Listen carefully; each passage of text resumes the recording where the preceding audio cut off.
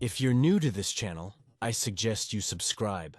I make videos about murders, crimes like this one, or even about music or religion. In the 6th grade classroom led by teacher Mary Kay Luterno, much more than geography or history was taught. This woman, who practiced teaching as well as pedophilia, was imprisoned for having an intimate relationship with one of her students who was only 12 years old, whom she married after serving her sentence.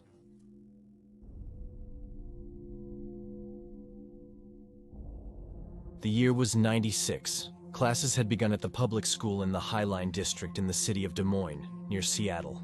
That school year would be unforgettable due to the scandal unleashed by the illegal actions of one of its teachers. Inside the 6th grade classroom, a student named Billy Folau was taking classes. With adolescence on the doorstep, experiencing physical and emotional changes, he and his group of friends began to take an interest in the topic of girls. Gradually, the recess hours they spent running from one place to another turned into conversations about who was the prettiest girl in school. Each had their childhood love, an innocent one, and through the traditional paper messages that were sent by the boys through the rows of seats.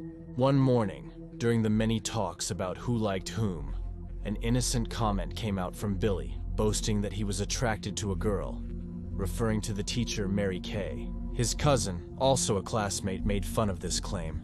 He told him it was a lie, pointing out how she didn't even look at him. With their age and immaturity, the boys began to argue in a mocking way, and that's how the bet to win the teacher's heart was born. Certainly, it was a child's talk. Seeing your teacher as someone admirable wouldn't be the first child to fall in love platonically. However, nothing had prepared him for the drastic change his life would take after that innocent bet. During the following days, trying to beat his cousin, he started approaching the teacher. However, the behavior of this woman was totally unexpected, as she gave in to the clumsy attempts at seduction by a newly entered teenager. Born, speaking of the teacher, in Tucson, this in California, on January 30th of the year '62, she was 34 years old when she started a romantic and intimate relationship with her 12-year-old student. Back then, married to her first husband Steve, mother of 4 children. She seemed like a mentally healthy woman. She had her life made, a beautiful family, and a stable job. Everything she had built over the years came crashing down after a sickening first kiss between her and the teenager who was only a few months older than her own son.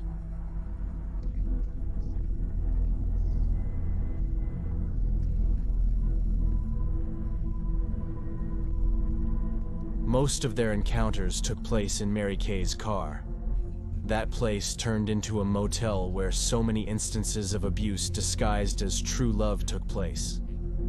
It wasn't long until in March of '97, the sewer was uncovered, exposing the perverse things this teacher and her student were doing. The scandal captured national attention, making the front pages of newspapers and media outlets.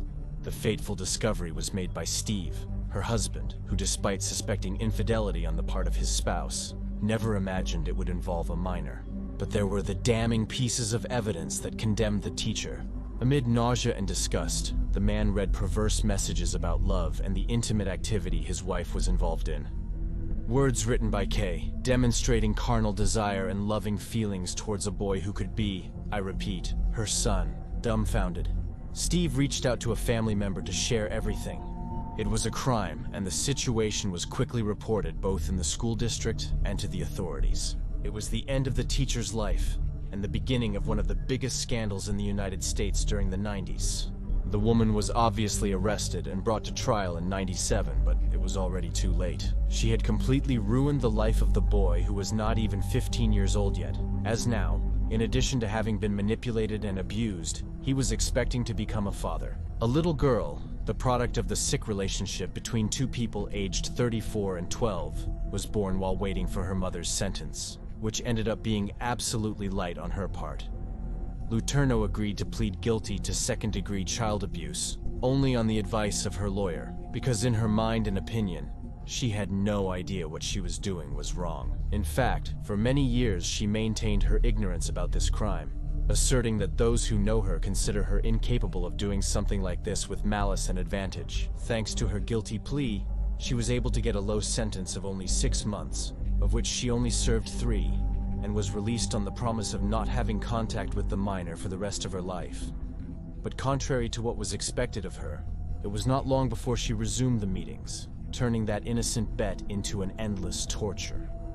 Only the boy will know at what point things got out of control, and his only intention to prove something to his cousin was blurred. "I didn't know what I was doing then," she confessed in an interview after the events in 2018. Again, the minor was involved in an unhealthy relationship, and as incredible as it seems, the story repeated itself. One night, unable to end this vicious cycle that grotesquely enveloped them, they were caught having intimate relations inside their vehicle, which quickly led to them being embroiled in a judicial process. Back in court, Linda Dow, who was the judge who had previously handed down a light sentence, chose to take a hard line on the accused. Now Mary Kay would face 6 years in prison, once again pregnant. And so, like a repetitive sequence, the boy would become a father for the second time before turning 15. The cycle of condemnation was fulfilled between the years of 98 and 2004, a period in which little Georgia was born, Audrey's younger sister, both living at their father's and grandmother's house. The latter, named Billy Zone, practically taking care of 3 children, 2 of whom were her grandchildren, proceeded to sue the directors of the primary school where her son was, the stage where this whole nightmare had begun.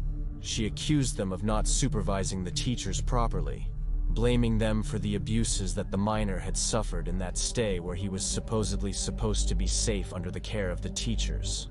With more mouths to feed at home, speaking of something else, she demanded economic compensation for emotional damage and financial responsibility as part of the maintenance of the girls, product of the aggression, but the court refused such requests. The years passed, and this story was far from coming to an end soon. By the year 2004, and with it, the long-awaited departure of the ex-teacher who, when released, was subject to a strict rule: the prohibition of approaching the boy who by then was around 21 years old. However, this was not a reason for both of them to decide to meet again. Soon, being a full adult, Billy went to court to request the removal of the restraining order. Apparently, the desire to see each other was mutual or so.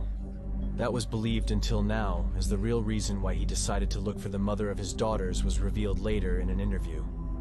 Incredibly, by the year 2005 they got married. At last, without hiding and without fear of legal reprisals, the two were able to live 12 long years as a family, raising their daughters in the state of Washington. During this time, she dedicated herself to working as an assistant in a law firm, while he worked remodeling houses and entertaining parties as a DJ on some occasions. The controversial union finally ended with a divorce requested by him in the year 2017. Regarding this, the former teacher's lawyer, David, shared his opinion, stating the following: "I'm not surprised they got married, and I'm not surprised they are separating in this era."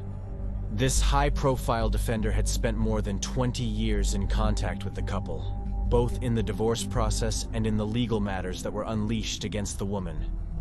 After the separation, the couple continued to live together on good terms, even sharing interviews in which they discussed how their relationship had developed. In one of those, the true motive that drove the boy to continue with that affair came to light.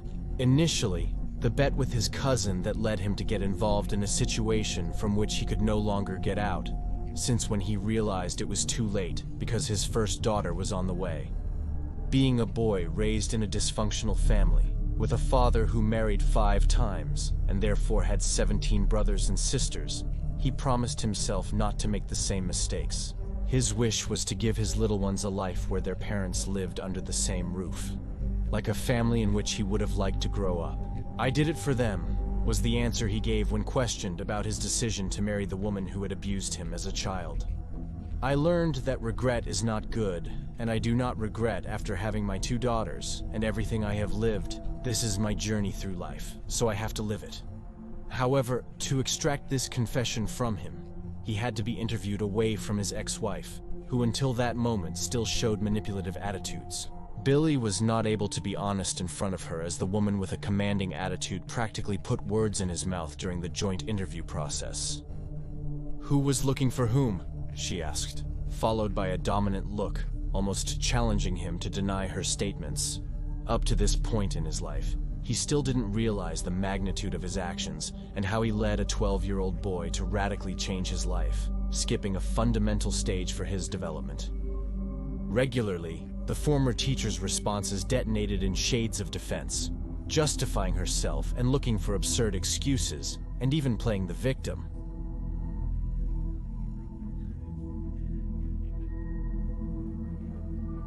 She also held the argument that 13-year-old children are also condemned as adults and referred to the fact that at that age, some begin to have intimacy, clearly defending herself at all costs, avoiding or turning around her twisted behavior.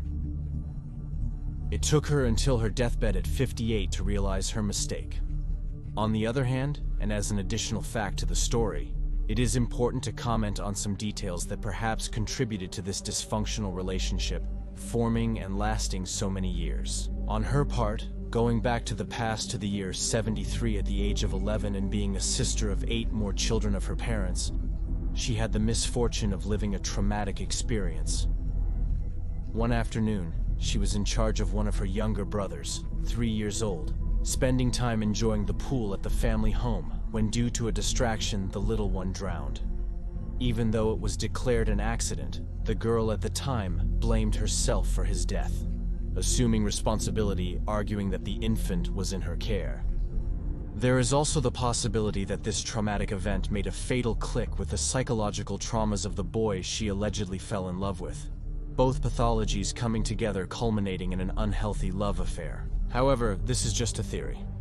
Finally, returning to the tragic end of Mary Kay, it was as if her deathbed opened the doors to a new perspective, as after she was diagnosed with terminal cancer, she suddenly showed deep regret for her actions. It was in the year 2020 when, overwhelmed with remorse, she wanted, let's say, to repent. So she proceeded to write about 30 letters in order to apologize. She finally passed away, taking to the grave a guilt that in her last days wouldn't even let her sleep. According to one of the people who received one of the 30 letters, they assure that even though it was very late, she understood that her actions were immoral and illegal, and that under no circumstances should they be imitated or repeated. Adding that it is unknown if the ex-husband received a letter, but assuring having witnessed how the woman made things right with him the best she could, loving him until the end. For his part, Fallout has never accepted having been forced or abused by the now deceased, defending their relationship at all times as a love story. Although the conclusion of this morbid tale ended with a strange kind of happy ending, it will always highlight the fact that a 34-year-old teacher had an affair with her 12-year-old student, who, in my opinion, I suppose does not speak ill of this woman, because she is the mother of his daughters. Ultimately, their words impact the girls. If you liked this video, don't forget to follow me on my social networks and see you tomorrow in a new video.